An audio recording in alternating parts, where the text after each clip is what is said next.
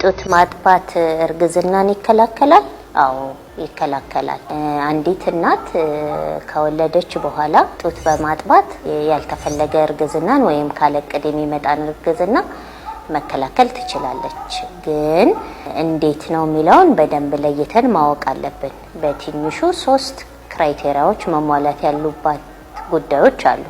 የመጀመሪያው ጡትና ጡት ብቻ መስጠት አለባት። ሌላ ተጨማሪ ጡጦ የምትሰጥ ከሆነ የመከላከል ኃይሉ ይቀንሳል ማለት ነው። ስለዚህ በየ2 ሰዓት በየ3 ሰዓት ጡት ማጥባት አለባት።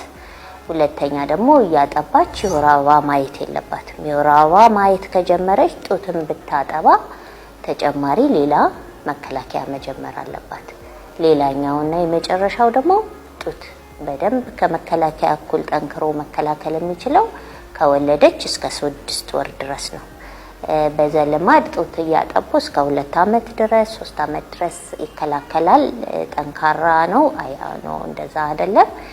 ከወለደች እስከ 6 ወር ባለው ጊዜ ውስጥና ጡት ብቻና የወር አበባ ካላየች ጡት እንደ መከላከያ ያገለግላል። ዶክተር ኢትዮጵያ ቁምላቸው እባላለሁ። የማህፀንና የጽንስ ስፔሻሊስት ሐኪም ነኝ።